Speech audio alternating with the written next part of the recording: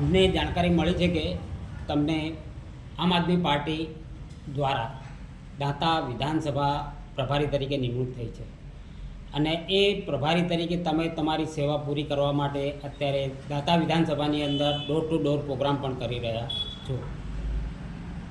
પણ અમને એક પ્રશ્ન મૂંઝવે છે કે લોકો દ્વારા અમને જાણવા મળેલ છે કે આમ આદમી પાર્ટી લોકોની સુખાકારી માટે શિક્ષણ, આરોગ્ય જેવા અમુક મુદ્દાઓને લઈને અત્યારે ચાલી રહી છે. તો આરોગ્યને લઈ તમને કંઈક દાંતા વિધાનસભાની અંદર ક્યાંય કોઈ લોકોને પડતી મુશ્કેલીઓ જોવા મળી હોય તો તેની રજૂઆત અમને કરશો? બિલકુલ. પહેલાં તો આપ સોશિયલ મીડિયાના માધ્યમથી આપ અને જાહેર જનતાને મારા તરફથી નમસ્કાર. હું રાજેશ દામા એડવોકેટ દાંતા વિધાનસભા પ્રભારી આમ આદમી પાર્ટી તરફથી છું. અને અત્યારે આપ કીધું એમ કે આમાં આમ આદમી પાર્ટી ઘણા બધા મુદ્દા લઈને ગ્રાઉન્ડમાં જતી હોય છે. બિલકુલ. અને એની મુદ્દો આરોગ્યની વાત કરીએ તો આરોગ્યની અંદર અમારી આખી ટીમ જાય છે. બરાબર. અને દાંતા વિધાનસભા એક એવો વિસ્તાર છે એ આદિવાસી પહાડી વિસ્તાર છે. તો પહાડી વિસ્તાર હોવાથી અહીં મોટાભાગે અજ્ઞાન, અભણ અને મજૂર વર્ગના લોકો રહેતા હોય છે.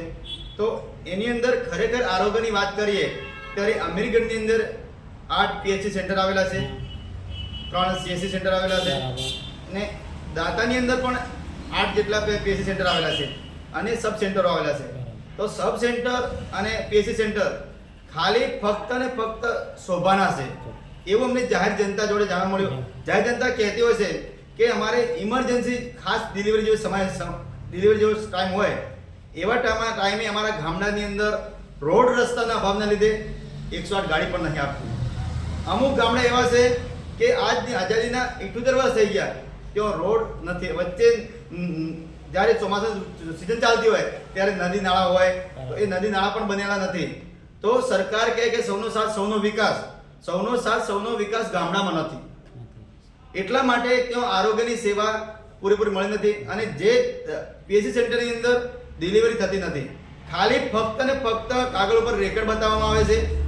ઉદાહરણ તરીકે તમને એક્ઝામ્પલ આપું, આશા વર્કરનું કામ શું?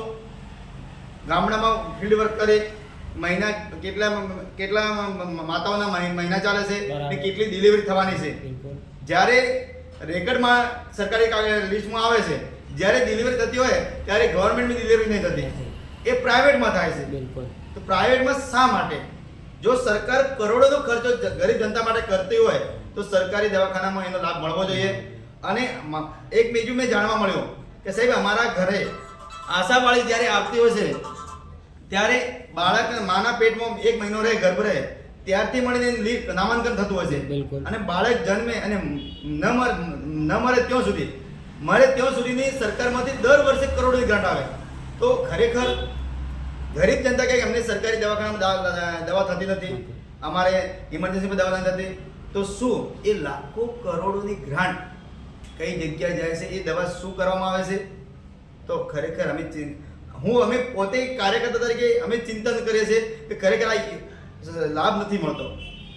તો પહેલી વાત તો સરકારે આ ખરેખર એના પર હું આપણા માધ્યમ સોશિયલ મીડિયા માધ્યમ સરકારશ્રીને, સત્તા પરથી સરકારને અને લાગતાવાળી અધિકારીને જણાવવા માંગી રહ્યો છું કે ખરેખર જેટલી PHC સેન્ટર ઉપર તો પહેલાં તો ડૉક્ટરો હાજર ન રહેતા, એ પૂરો સ્ટાફ હાજર રહે. એને જેને કામગીરી આપી છે એ કામગીરી નિષ્ઠાપૂર્વક ઈમાનદારી કરવામાં આવે અને જાહેર જનતાને જણાવવામાં આવે કે અહીં દવા અમે સરકારી લાખોની ગ્રાન્ટની દવા આવે છે એ તમારા માટે આવે, એ જનતાને જાગૃત કરવા જોઈએ. હજુ સુધી કોઈ જાગૃત કરતા નથી, જેના લીધે લોકો સરકારી દવાખાને જાય, સબ સેન્ટર ને મોટાભાગે સબ સેન્ટર તો બંધ હાલતમાં છે, તાળાબંધી છે એવી અમારા ધ્યાને આવેલું છે. તો પહેલાં તો જે પ્રાથમિક આરોગ્ય સેવાનો પૂરેપૂરો પાયાની સુવિધા છે એ લાભ નથી મળતો. તો એ આપણા માધ્યમથી સરકાર સુધી અમારો જે રજૂઆત છે, જે જનતાની રજૂઆત એ અમારી રજૂઆત એ આપની રજૂઆત છે. આપ સૌ સાથે મળીને આ સરકાર સુધી આ મેસેજ વાયરલ થાય અને સરકાર દરેક દાંતા વિસ્તારની અંદર દરેક PHC સેન્ટર પર વિઝિટ કરવામાં આવે અને જે સમય મર્યાદામાં જે સિસ્ટમ ગોઠવેલી એ સિસ્ટમ પરમાં ડૉક્ટરો હાજર રહેવામાં આવે. અને મોટાભાગના જે મેડિકલ ઓફિસરો એમને 24 કલાક ડ્યુટી હોય છે, ફક્ત સવારે 10 વાગે આવે ને ત્યાં 2 વાગે જતા રહે. હાજરી પૂરવા માટે ખાલી પગાર માટે જ આવતા હોય છે. તો એ ખરેખર ન હોવું જોઈએ અને જનતાની આરોગ્ય સેવા લાભ મળવો જોઈએ. તો આપણા માધ્યમથી અમે વિનંતી એવી કરીએ કે ભાઈ પૂરેપૂરો સરકારનો નિયમ પ્રમાણે એમની ઈલાજ થવો જોઈએ અને પબ્લિકને સીધો લાભ મળવો જોઈએ. ઓકે, ધન્યવાદ.